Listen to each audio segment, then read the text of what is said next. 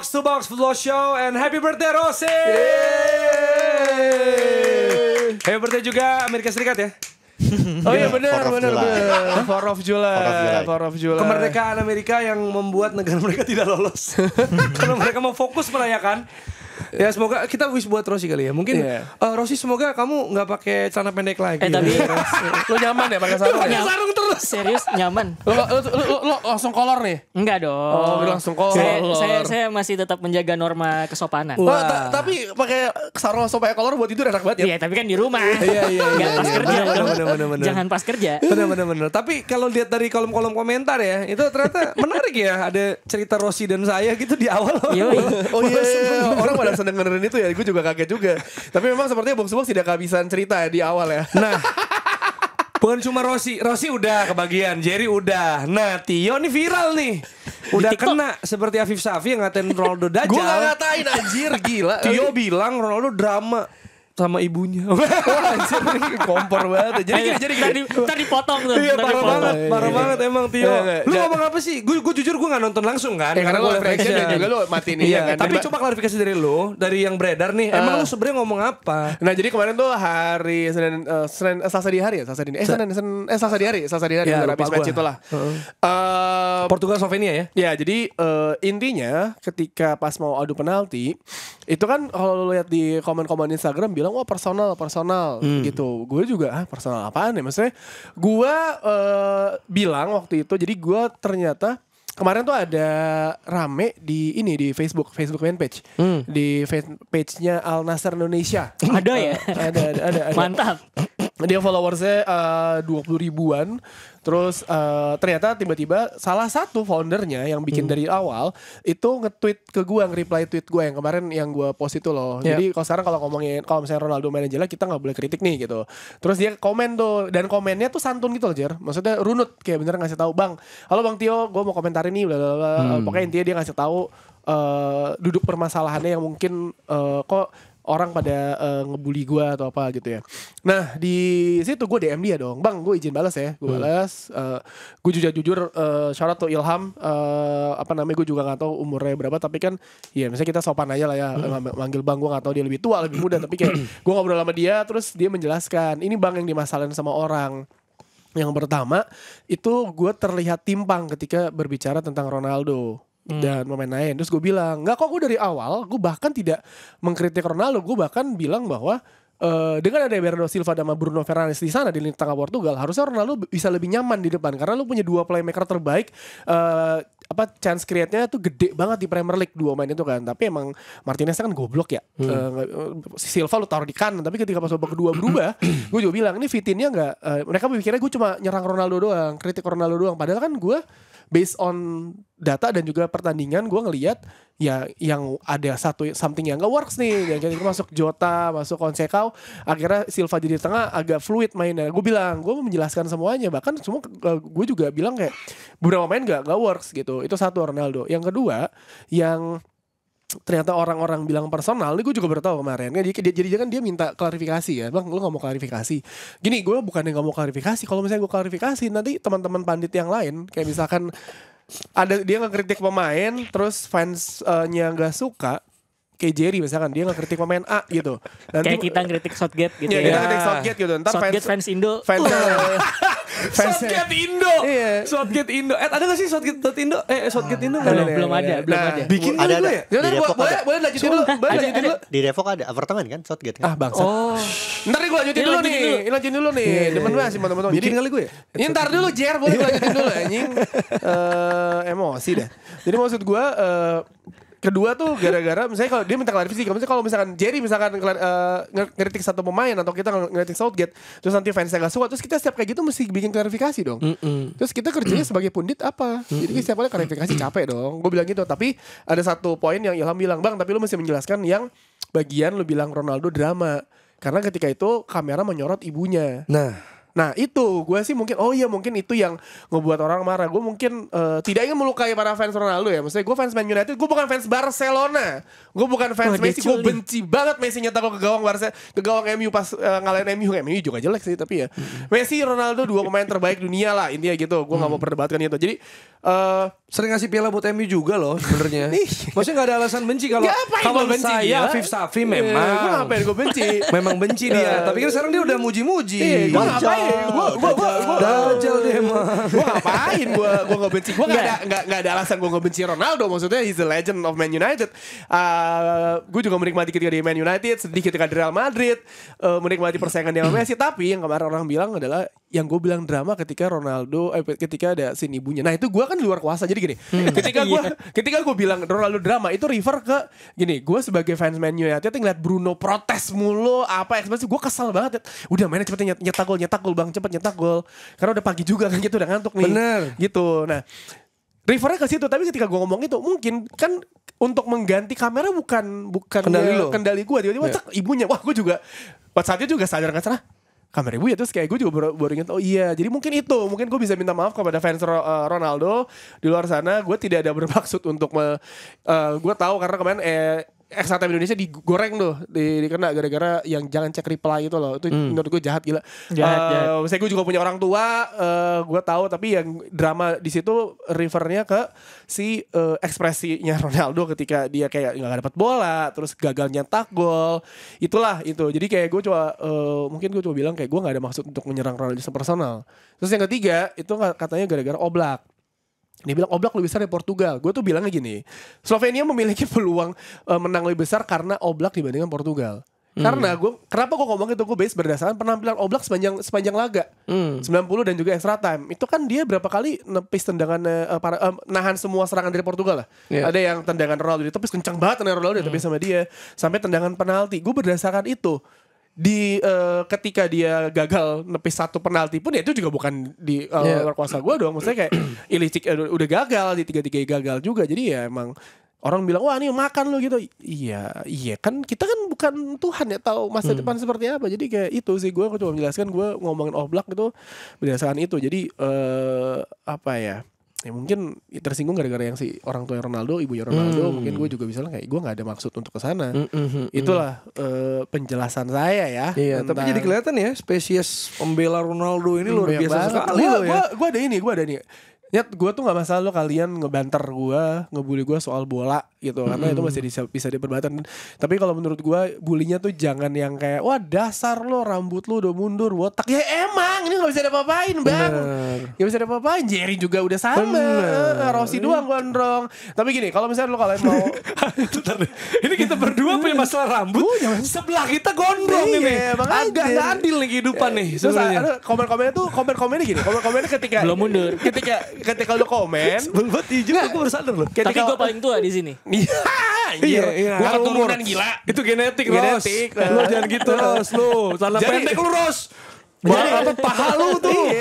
Jadi ketika lu bulu kaki lu kena serangan warga ya, gue udah sadar kayak awalnya kena mental sih, nggak mungkin nggak lah. Dan orang ganggu nggak sih notifnya tuh bener-bener. Nah, orang-orang berpikir, wah lu matiin komen. Kagak bang, gue kagak pernah matiin komen gue. Tapi lu follow gue dulu lah kalau mau komen. Iya, lu cuma ngatain doang lu kalau follow.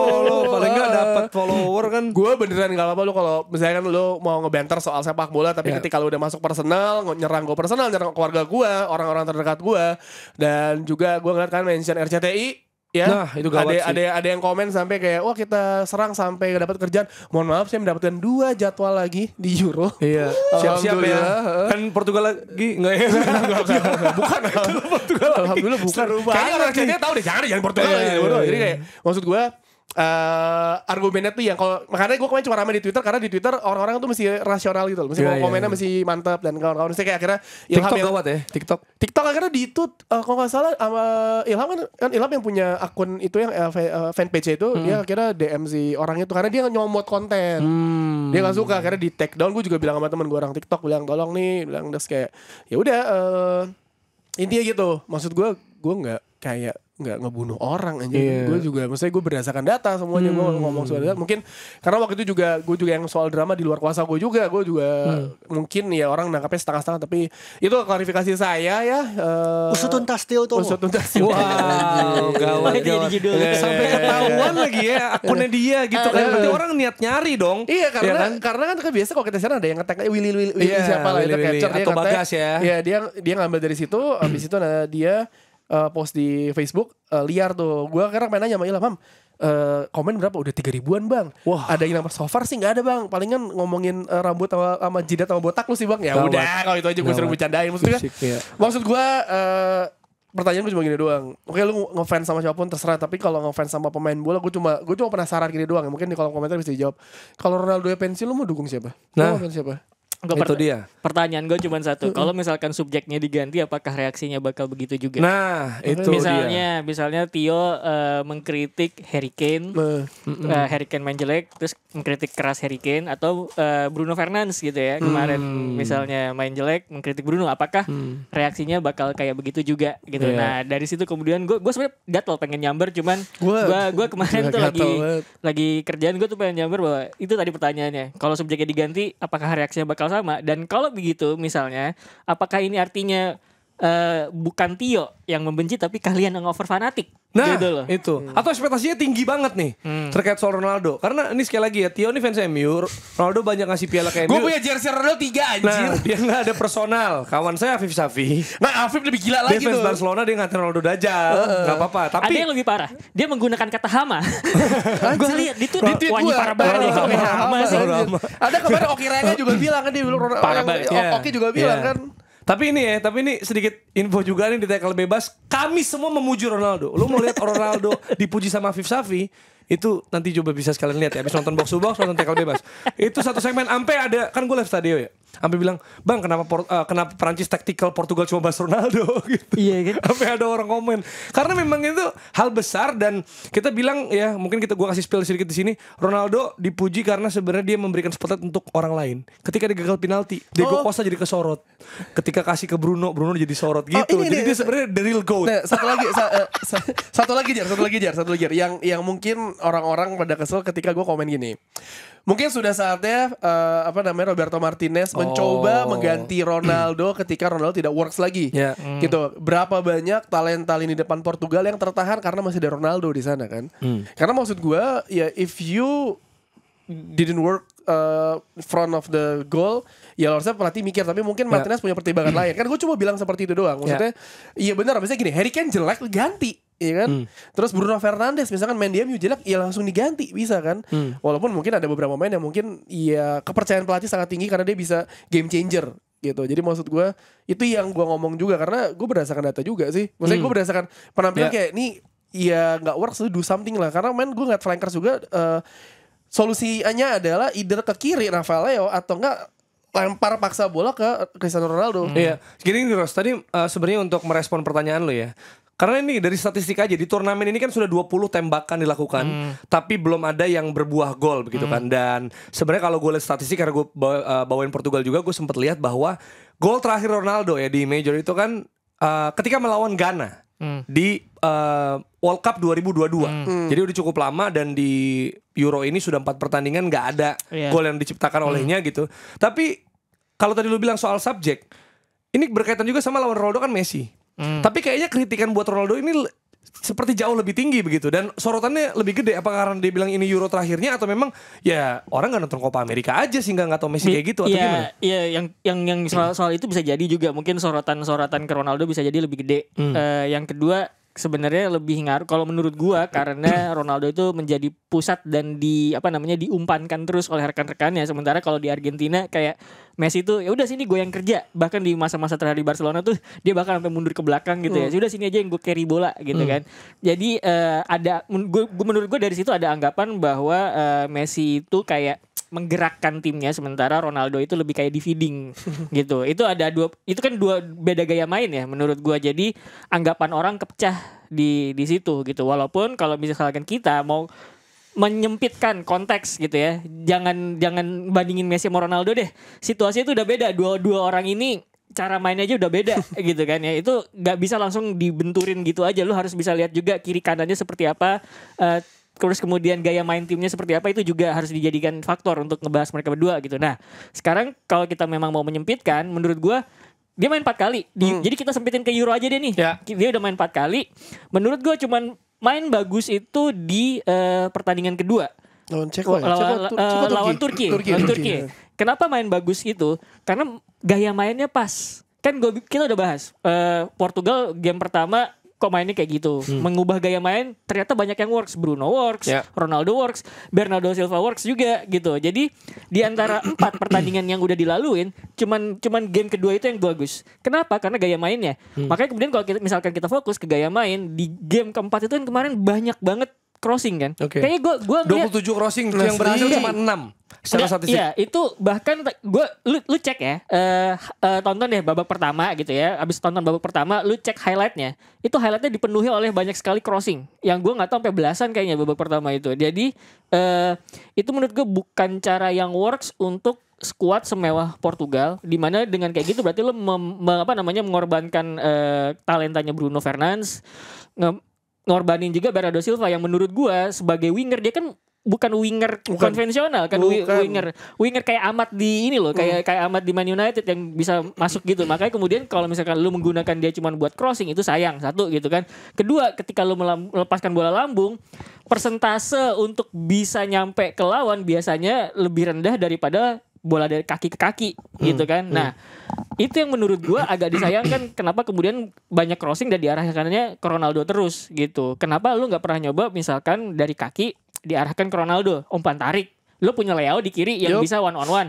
Tapi Leo digunain buat one on one terus kemudian nyerang, bukan kemudian memberikan umpan tarik atau gimana gitu. Itu tidak pernah dilakukan di babak 1 gitu. Jadi gua pikir faktor gaya main itu juga berpengaruh terhadap kenapa Ronaldo jelek.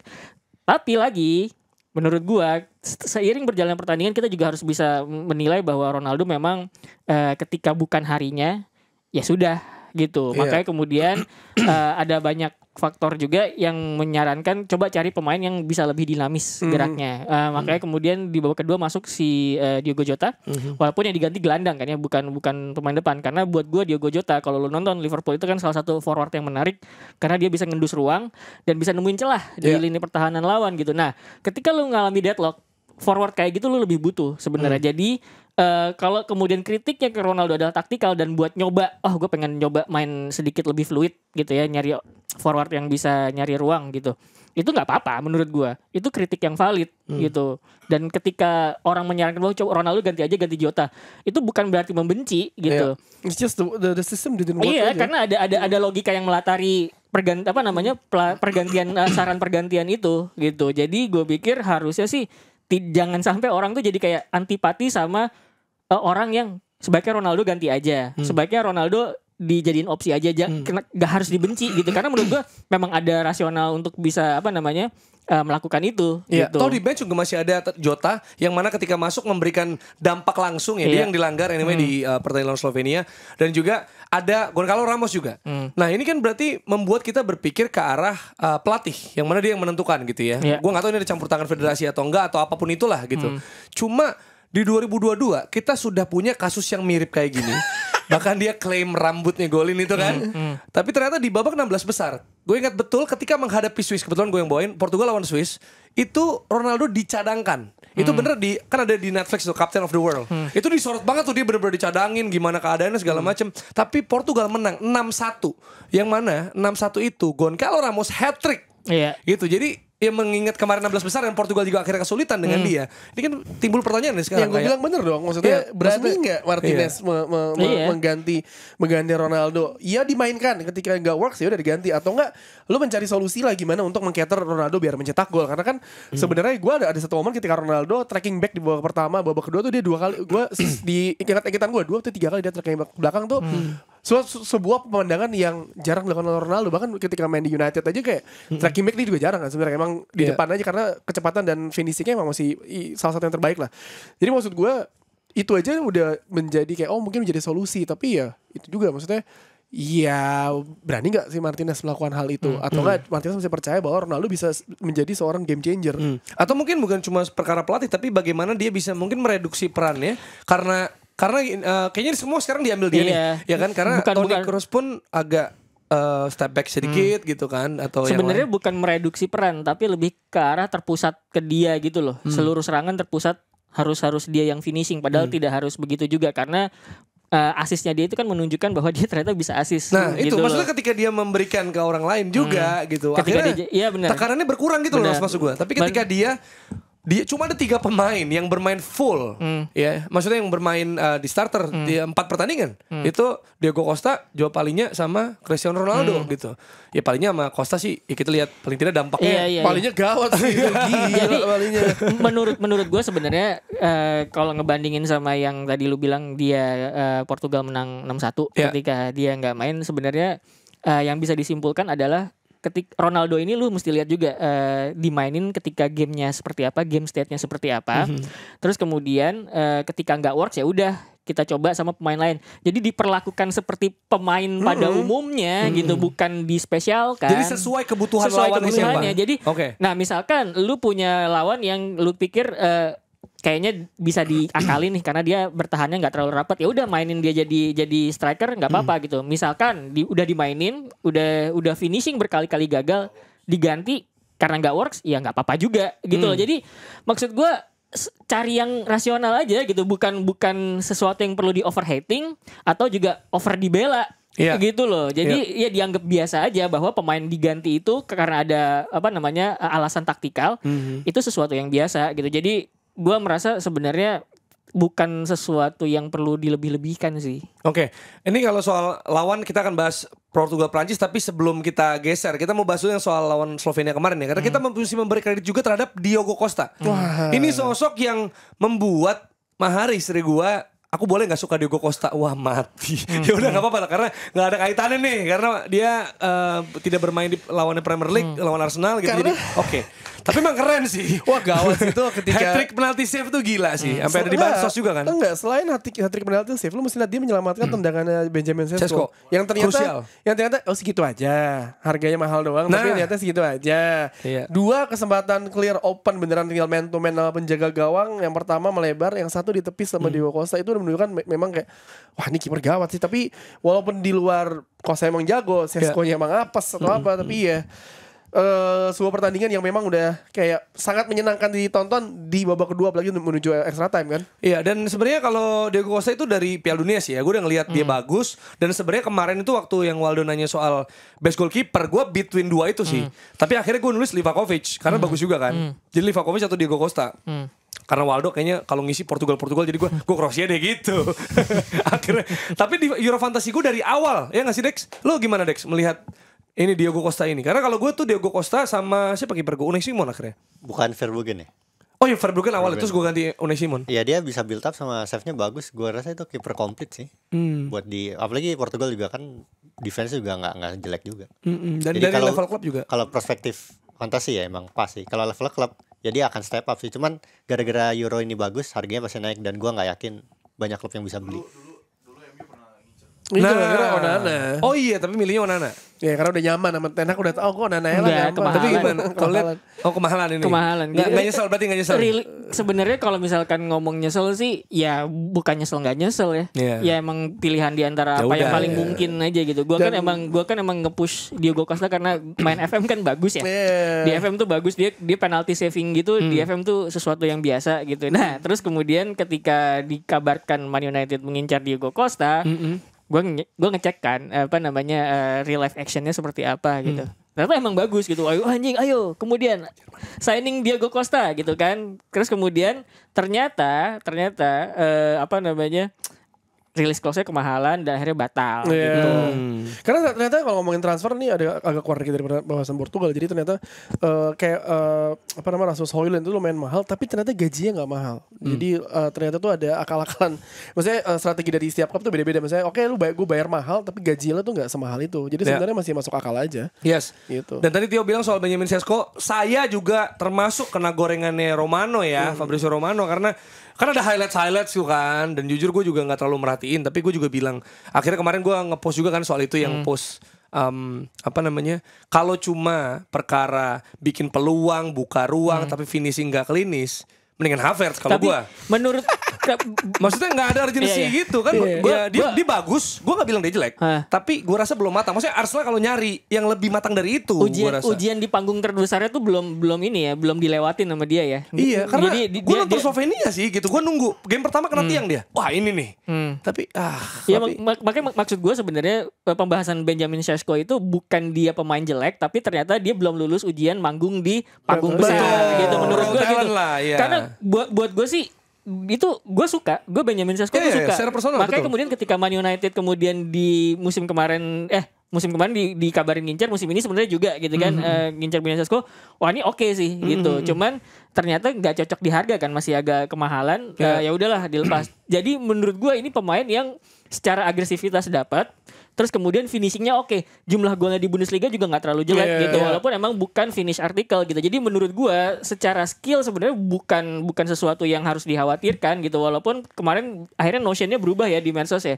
Oh ternyata nggak sebagus itu gitu, bukan nggak sebagus itu, ini emang pemain bagus. Nah, karena gue teknik shooting sama finishingnya gue suka kok sebenarnya. Mahal aja sih, kemahalan, dan menurut gue nggak ngebayangin dia bisa dinahan tackle brutal main Premier League yang papan bawah itu kan gawat semua anjir. Gila. Dan gue juga ngerasa itu sih sebenarnya kalau secara personal ya mungkin gue suka tipe gitu karena gue sempat ngobrol sama Gerhan dari Spiltak juga di Twitter gitu. Dia bilang sih ya di Leipzig ya dia begini gitu. Cuma gue bilang, dan ada banyak juga yang orang ngomong di kolom komentar, tapi gue rasa kalau soal kebutuhan Arsenal sepertinya kayaknya bisa deh. Nah, Ntar misalnya aja harganya dengan harga segitu bisa dapat yang mendingan sekalian, atau kalau mau raw talent ya jangan semahal itu gitu. Gue mikir ini soal kebutuhan Arsenal ya, bukan soal personal gue pribadi. Nah, Portugal lawan Prancis. Ini duel yang dibilang kalau Jerman Spanyol dibilang kayaknya ini duel yang final kepagian gitu. Kalau Portugal Prancis katanya mending kalian tidur aja guys gitu. Kenapa gitu ya? Nggak banyak yang bilang karena approach-nya sepertinya ini akan ya imbang atau mainnya sangat pragmatis gitu. Gimana, lu setuju nggak terkait soal obrolan di sosmed ini?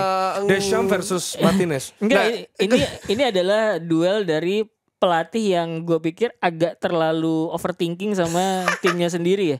Karena kan kalau di Dear Deschamps kan kita udah bahas ya Jer ya. Gimana caranya supaya Kylian Mbappe ini dibebaskan dari tugas memimpin lini depan gitu kan. Ya udah dipakai aja Oliver Giroud membuka ruang, biarin aja Kylian Mbappe masuk dari second line gitu. Di pertandingan terakhir ternyata malah main 2 striker kan. Dia sama siapa? Sama Thuram. Abis itu kalau Muani. Habis itu kalau Muani gitu kan, malah kayak gitu. Jadi gue pikir kayak itu yang sedikit memampat progres permainan Prancis di Euro kalau menurut gue ya. Ya, gitu ini kan. Flanker ada bilang nih nge-tweet ya, Prancis adalah Inggris versi lebih pengalaman dan lebih kebangun chemistry-nya. Soal plan, Deschamps ini agak-agak mirip Southgate. Rencana simpel, lebih bertumbuh pada individu pemain, tapi itu yang bikin ide mereka kurang berwarna. Iya, maksud gue, iya makanya kemudian kan lu bilang kan tuh sempat bilang, oh ini lari aja ke depan segala macam. Kayak di manfaatin runningnya itu yang nggak bagus gitu. Karena buat gue kayak ya udah langsung kasih depan, udah biarin aja pemain bekerja sendiri gitu. Pas kemarin lawan Belgia sengaja main deep banget, maksudnya kayak nunggu biar mereka nguasai bola, karena lu ngelihat ada lob hole di sana tuh, di mana ketika lu counter attack sayangnya emang Lukaku, De Bruyne juga semuanya mainan juga main bagus banget. Tapi maksud gua itu lob hole yang bisa dimaksimalkan gini. Mungkin Portugal akan ditekan oleh Prancis kemungkinan ya. Tapi ingat, lu mesti punya Rafael Leo, Ronaldo, di bench ada Diego Jota yang larinya buset ngacir semua. Kalau 3-3 bisa dimaksimalin, dan lu tahu bagaimana kelakuannya Bruno ketika di Man United dapat bola, dia nggak usah ngelihat pemain lari gimana, dia bisa ngalirin bola langsung ke depan. Kalau langsung kayak gitu bisa berhasil.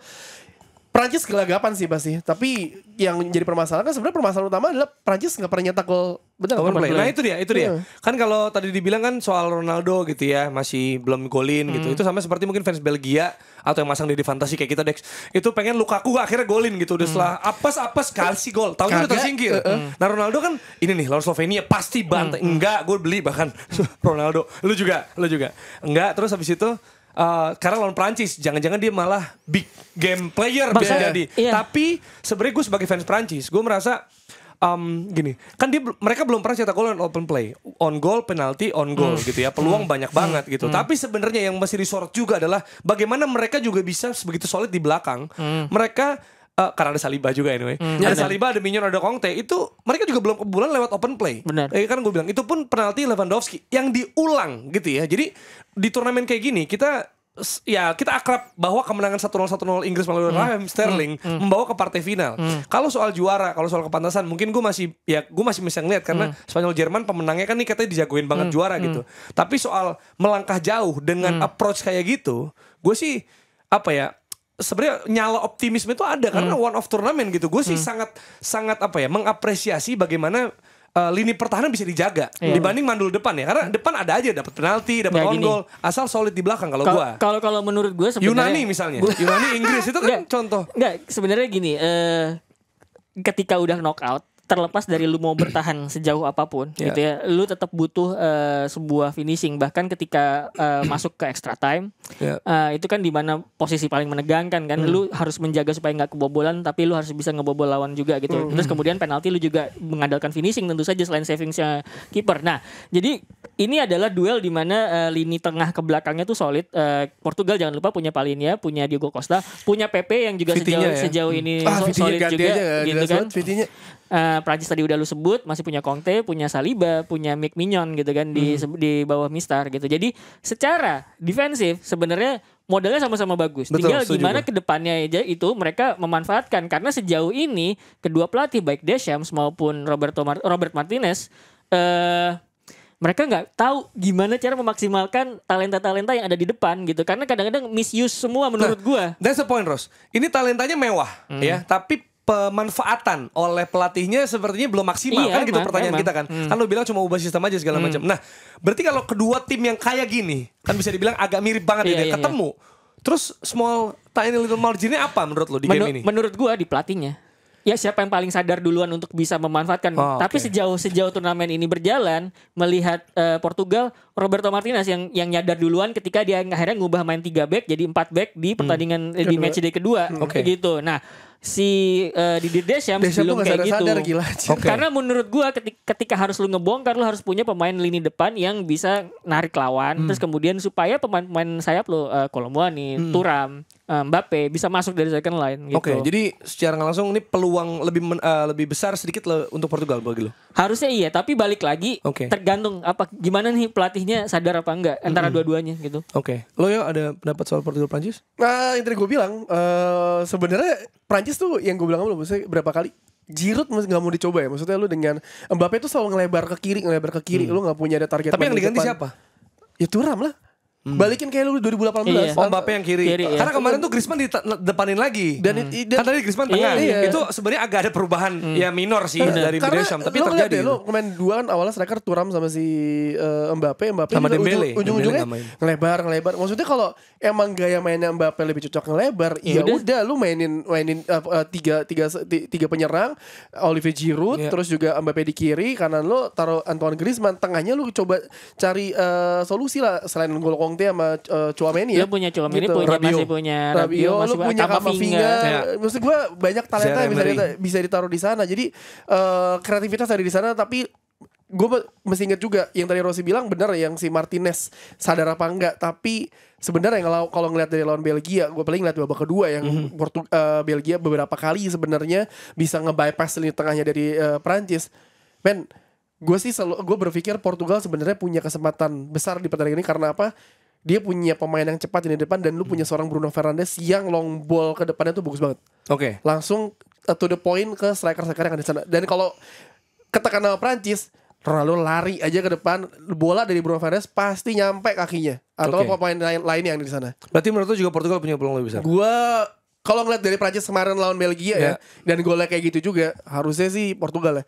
Tapi ya dengan catatan mau nggak mau lo nggak usah gitu Waldo. Nggak, dengan catatan jangan melakukan pergantian ajaib kayak lo. Joao Cancelo capek lo punya Diogo Dalot yang main bagus banget sepanjang musim bagaimana. Yang gantinya Semedo yang blunder di Wolverhampton Wanderers musim lalu kayak mana sih Martinez. Cluelessnya sama lo kayak Southgate. Makanya kita lo tanya mendingan Inggris ketemu Portugal apa Jerman? Portugal, pelatihnya sama-sama clueless udah. Guys, ada pendapat Portugal Prancis soal peluang? Small marginnya apa? Menurut gue di Mbappe Ronaldo sih. pada akhirnya. Tapi Itu juga pemain yang saling saling apa? Mbappe kan mengidolakan Ronaldo kan. Iya. Ronaldo aja komen Itu bisa kan. sih. Secara media sih itu kayaknya Dex. Iya tuh. Kayaknya Dex pakai mindset media ya. Ronaldo komen kan di Instagram Mbappe pas dia pindah ke Real Madrid. Iya, menarik. Kita akan lihat ya. Alele Blue, pokoknya kita harus lolos dengan cara apapun. Kalau ini secara sedikit aja ya, kalau Inggris lawan Swiss gitu, kita bahas masuk dikit aja dikit. Karena kita bahas Messi dikit. nggak mau ngebahas Inggris. Dikit aja. Abis Basiu kan Basui sekarang. Bagus Sui nih. Nih, ini Swiss harus diwaspadai loh, Swiss loh sebenarnya. Iya. Betul. Secara permainan ya. Betul sekali. Gimana? Kalau menurut gue Inggris yang belum punya solusi buat lini tengahnya menghadapi salah satu lini tengah terbaik di Euro kali ini. Punya Granit Xhaka sama Abisnya bagus Romo banget. Freuler. Iya, gitu. samping. Sampingnya enggak. Tapi Ros mesti ingat, orang kayak gue aja menjagokan Austria yang main bagus banget, tapi keok juga lawan Turki, ya kan? Ternyata kayak kan gue bilang sebenarnya Tapi gol kalau cepet sih menurut gue, gol cepet ngaruh banget ya. Enggak, Demiral. gue akan bilang bahwa Austria itu adalah kuda hitam. Tapi kan gue udah bilang juga taktiknya Ralf Rangnick itu bukan buat panjang, Betul. game per game. Makanya kemudian ketika menghadapi lawan yang lebih agresif ternyata nggak bisa. Tapi gitu loh. lawan Swiss kalau misalnya lu bisa, sebenarnya solusi udah kelihatan ketika melawan Slovakia, Declan Rice sama Kobe Maino, Jude Bellingham. Tapi permasalahannya lu mau nggak mau mesti ngorbanin sayap kiri lu, jangan pilih Foden, lu mesti pilih satu, Foden atau Bellingham. Udah itu doang. Karena menurut gue stay with Bellingham walaupun dia tidak terlihat selama 95 menit tiba-tiba nyetak gol. Mungkin Southgate punya pikiran yang sama seperti Martinez kepada Ronaldo, game changer, and it works gitu. Kiri lo coba taruh Cole Palmer, Bukayo Saka bisa taruh kiri, itu aja udah. Sama McGee itu nggak main kan? Konza nggak mungkin Luis Dang sih, Konza palingan. Jadi atau nggak lu main dengan 3 back gitu. Iya. Dan ini sih sebenarnya tadi soal pergantian ya, pentingnya pergantian gitu ya. Kalau Palmer juga ini sebenarnya plus minus karena orang pengen udah dia dimainin dong gitu kan, sama kayak misalnya Ronaldo cadangin, masih ada Ramos, masih ada Jota gitu. Nah, kalau ini Palmer mainin, nah mereka Palmer punya angka take on yang cukup tinggi, tapi kehilangan bolanya juga banyak, turnovernya ya. Total kehilangan bola di laga lawan Slovakia sama seperti Bukayo Saka di 4 game. Ya kan, jadi itu juga harus diwaspadai sih menurut gua, karena kalau Swiss bisa manfaatkan turnover yang gitu-gitu tuh, itu akan sangat berbahaya karena kan tadi kita bilang mereka punya Abisha, terus tengahnya juga pertanyaannya adalah berarti kemudian Southgate ini minta siapapun yang jadi sayap, Gordon, Palmer, Saka, terus kemudian Foden, itu kan berarti diminta untuk take on banyak-banyak ya, sebagai winger konvensional.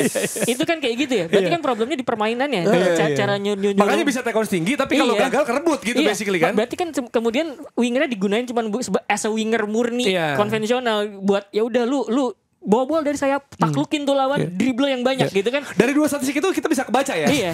Instruksinya Southgate seperti apa? Karena kalau lolos take on tinggi, kalau gagal kehilangan bolanya tinggi. Sebenarnya kan gitu. Iya, sebenarnya kan lu punya banyak gelandang yang menurut gue bisa overload lini belakang lawan. Makanya gue selalu bilang Jude Bellingham sama Foden itu bisa main bareng asal lu berani main 4-1-2-3 gitu.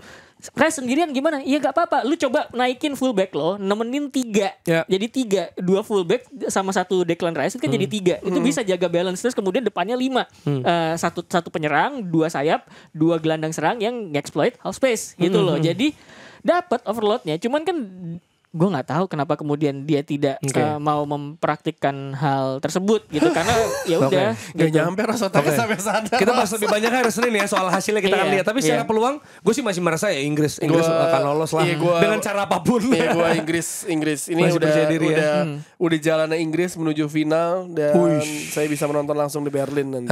Gimana Dex, ada pendapat soal Inggris Swiss? Inggris ya. Rossi juga ya? Apa enggak? Secara peluang aja gitu, gue nggak skor secara. Iya, kayaknya sih kalaupun menang kayaknya paling adu penalti ya. Cuman siapa yang siaran tuh? Atau lagi sampai jam 5 dong. Ya paling menangnya kalaupun menang ugly win mungkin ya gitu. Tapi ya. di TKP sih tekan skor ya. Gue 1-1 lagi, 1-1 adu penalti lagi, gue bilang. Kawat banget. Ugly win. Mungkin banget lagi Swiss adu penalti. 1-0 aja. Tapi kalau gini loh, kadang-kadang kan sepak bola tuh bukan sesuatu permainan yang adil ya, dalam artian mereka yang tampil bagus tidak selalu jadi pemenang gitu kan. Makanya sejauh ini bantai tiba-tiba. Kalau mau ngomongin adil mah ya, Swiss ketemu Inggris, melihat sejauh ini Swiss mainnya lebih bagus, gue akan bilang ya Swiss lah. Cuman kadang-kadang harusnya gitu. Cuman ketika kemudian pertandingan terjadi tuh kadang-kadang hasilnya bisa beda. Gitu. Nah ini yang main yang mendadak bagus nih yang perlu kita bahas juga, ini yang saya pakai hari ini jersinya, kaosnya adalah Belanda. Hup Holland Hup.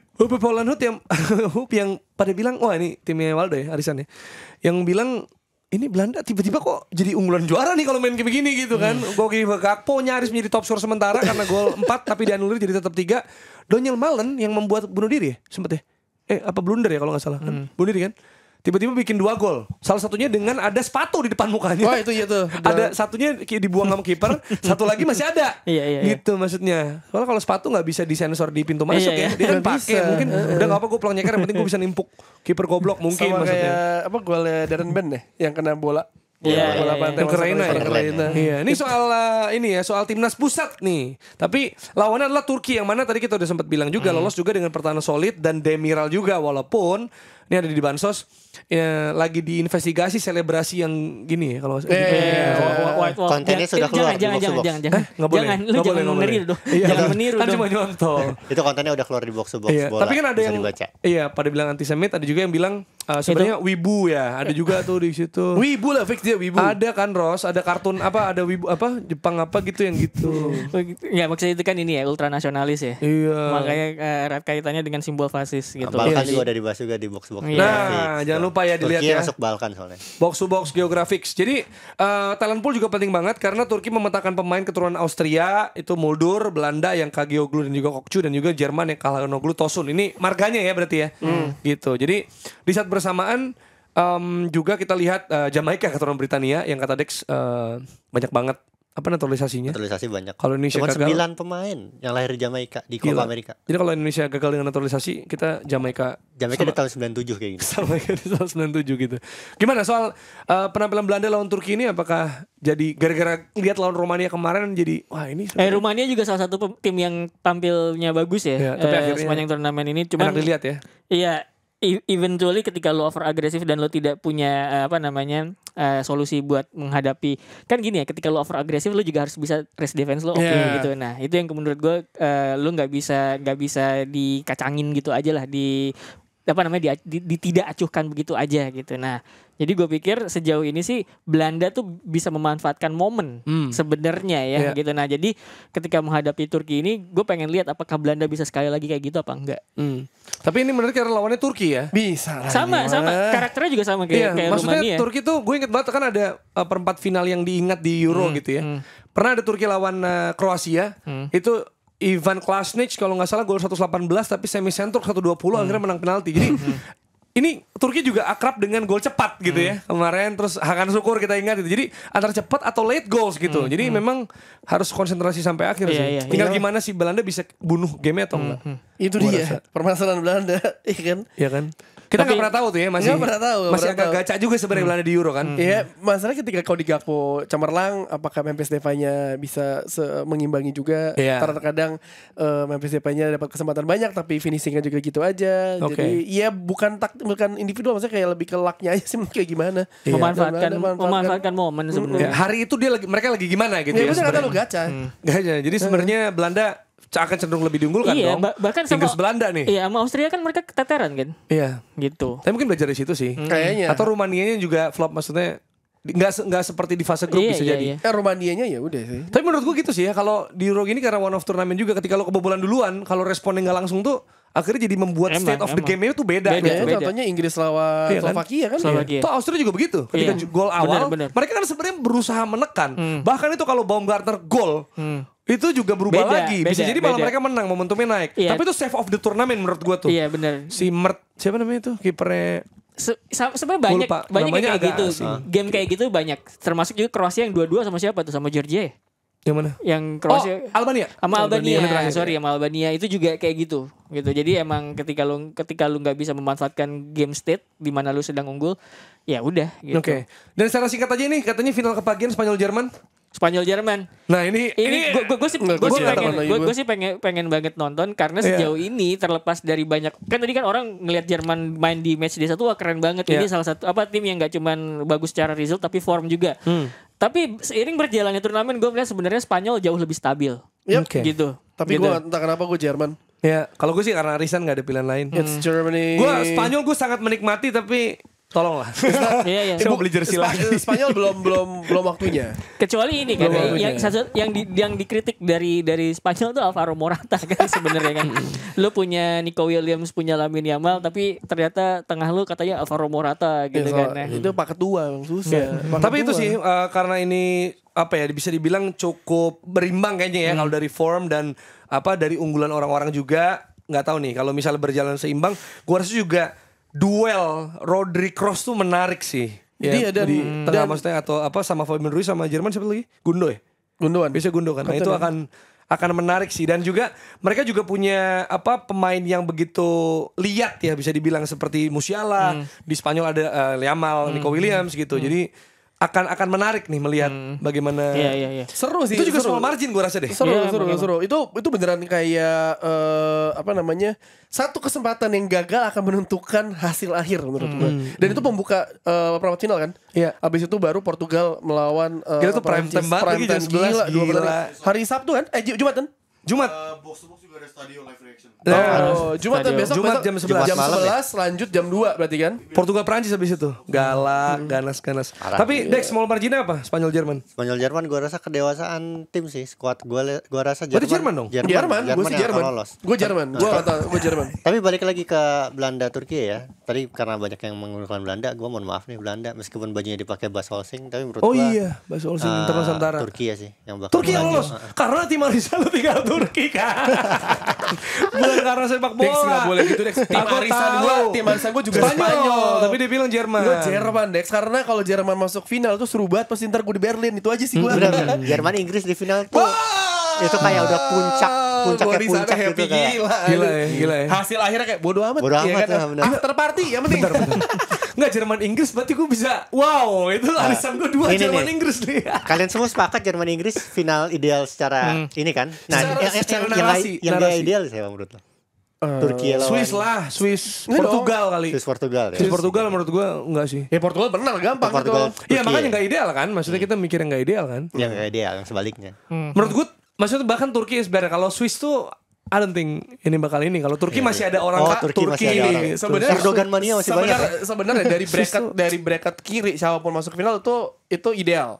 Bracket kiri. Tapi kalau bracket kanan yang lolos final Swiss itu kasihan rating TV, Bang. Bener. Sama nobar-nobar. Nobar-nobar brand-brand bikin event final. Lu bilang Portugal Swiss gak ideal. Portugal fansnya banyak banget pasti.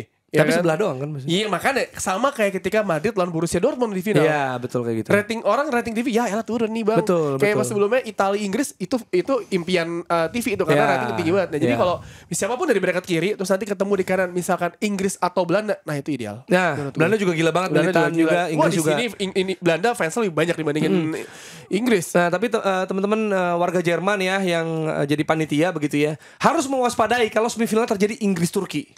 Itu bahaya secara keamanan ya. Secara keamanan kita kasih tahu sekarang ya. Ingat kejadian waktu fans Leeds ya yang Leeds. ditusuk. Ya, gitu. jadi hati-hati Inggris Turki itu akan membuat kalian terkuras. Karena jadi pasti kalian pengen Belanda kan. Dramanya banyak. Ingat David Beckham penalti boleh ke angkasa. Nah itu dia. Dan Belanda juga anyway dekat sama Jerman juga kan. Kemarin gue main bola sama Status Pro kan. Tapi bosnya orang Belanda terus dia bilang dia udah casually aja dia nonton Euro pulang gitu. Karena ya itu kan cuma kayak lintas kota aja kan kalau Belanda Jerman sebenarnya kan. Emang. Hari-hari gitu. Kalau rekomendasi pemain secara singkat Dex ada ini enggak ada? Jadi kan rekomendasi pemain ini kebanyakan pilih bracket tadi kan Tio udah bahas tuh. Bracket yang paling mudah ditebak itu bracket kanan Inggris sama Belanda katanya. Nah, kalian setuju nggak kita numpuk pemain Inggris dan Belanda Nathan Ake gitu ya. dari sekarang sampai final gitu. Kalau gue sih ya secara data sih setuju. Ih jangan Cuman sih. yang dipasang Jude Bellingham, siapa? tapi golnya Sebenarnya Golnya pemain Inggris tuh tipis, yang Harry bisa Kane. yang bisa diandelin itu Jude Bellingham pertama, Harry meskipun golnya tipis sama backnya. Cuman Magehi. kemarin ini Gehi, cuman Gehi kan absen. atau ganti dulu ntar pakai wildcard bisa kan? Bisa. Gue kayak gitu deh. Harry Kane juga mungkin bisa ya. Kalau Belanda, gue sih Nathan Ake lah. Nathan Ake iya Gakpo. sama Gakpo. Tengahnya nggak ada ya? Nggak ya kurang Kiani Reinders ya? Kurang. Oke. Sedikit juga kita akan membahas soal Copa America karena udah memasuki fase knockout. USA tuan rumah dan Meksiko malah gagal. Ini calon tuan rumah Piala Dunia nih. Tapi kan ada lolos ya. Lu udah lihat iklan Nike yang baru belum? Yang pemain Argentina narik sepatu pemain Kolombia ya kan? Belum. Everyone want get this shoes. Jadi dia ngambil foto. Jadi ada foto pemain Argentina tuh narik kaki. Itu di zoom sama Nike, kasih logo Nike karena sepatunya Nike. Ya, tapi kalau nggak salah ada ini juga Adidas yang Jude Bellingham yang kebalik ya. Yang salto. Oh iya, gila keren banget. Gitu. Emang mereka keren banget ya ini ya. Cara pikir dan bracketnya final kayaknya udah bisa prediksi harusnya antara Argentina atau Brazil. Karena bracket kiri Argentina Ekuador akan ada di jam 8 pagi hari apa itu? Jumat. Terus Jumat ya kayaknya. Udah bisa ditonton ya sebenarnya. Karena belum ada Euro juga, kita bisa nonton. Terus gitu Venezuela lawan Kanada. Venezuela lagi bagus-bagusnya. Ya tapi Kanada kan paling buruk di Piala Dunia tahun lalu. Tapi kan Argentina, Dex. Argentina. Kanan Uruguay Brazil ini juga akan jadi big match. Tapi hari Sabtu dini hari. Jadi kalau Sabtu pagi. Bukan, subuh itu. Sabtu enggak jam 8. Pagi. Sabtu jam 8 gue udah catat soal di jadwal hidup gue. Jadwal hidup. Ada kan lu udah lihat kan jadwal hidup gue. Nah, tapi kalau lu nonton Portugal Prancis dan sampai extra time penalti, terus lu mau nonton Uruguay Brazil, berarti Anda tidak tidur Sabtu. Gitu. Kalau Argentina Ekuador masih mending karena kan itu Jumat pagi kan. Jadi kayak Kamisnya masih aman lah kecuali kita rerun Euro agak susah tuh. Sama Kolombia Panama. So maybe it's gonna be Argentina lawan Brazil ya. Ya, atau Argentina Uruguay. Brazil lagi dikritik banyak soalnya. Mainnya membesarkan. Iya. Dan juga selain ada update dari Copa America ada update juga dari Kanjuruhan ya. Iya, ini gue bacakan ya. Iya. Jadi sebenarnya ini ada beberapa kabar tapi menurut gue ini yang paling penting sih. Jadi Narendra Wicaksono, pegawai Justice for Kanjuruhan sedang berada di Turki hari ini gitu dan ketemu beberapa perkumpulan mahasiswa Indonesia di Istanbul. Nah, menurut gue ada komen menarik nih. Komitmen penegakan HAM di Indonesia memang masih minim. Itu kata perkumpulan mahasiswa di sana gitu. Jadi ini bukan cuma bicara sepak bola ya Dex ya. Kalau bicara soal penegakan HAM itu jadi emang Kanjuruhan itu kayak meskipun itu adalah kejadian yang sangat-sangat besar gitu ya. Tapi kalau bicara soal penegakan HAM itu adalah salah satu contoh yang belum bisa ditegakkan secara maksimal gitu katanya. Iya. Terus juga ada update lagi dari ulang tahun ke-78 Bayangkara. Jajaran Polres Semarang melakukan ziarah ke makam para korban tragedi Kanjuruhan dan dilaksanakan secara serentak di 73 lokasi makam yang tersebar di 22 kecamatan di seluruh Kabupaten Malang. Ini bukan hanya sebagai bentuk penghormatan kepada para korban tapi juga sebagai wujud nyata kepedulian dan empati kepolisian terhadap keluarga yang ditinggalkan. Oke, dan itulah dia update yang sudah terjadi dan kita akan menyaksikan laga yang luar biasa nih di 4 pertandingan terutama di hari Jumat malam. Jumat malam bakal seru karena Spanyol Jerman habis itu Portugal Prancis.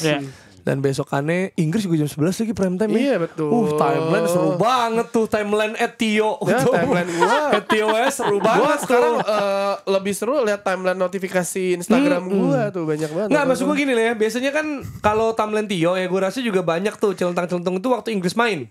Tapi kali ini kayaknya pas Portugal Prancis main. Sampai ketemu di Box to Box Full Show berikutnya.